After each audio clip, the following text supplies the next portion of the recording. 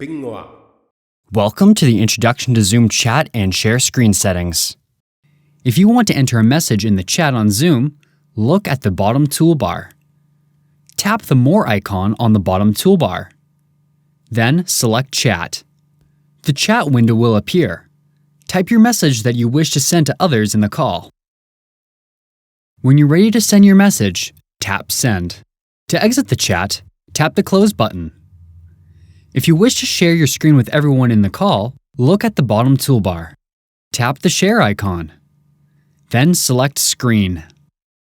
Zoom may ask for permission to share your screen if it's your first time doing so. Your screen should now be sharing to everyone in the call. If you want to stop sharing your screen, tap the arrow on the bottom of your screen and tap Stop Share. That's it! You now know how to use the chat and share your screen on Zoom. Pinnguaq.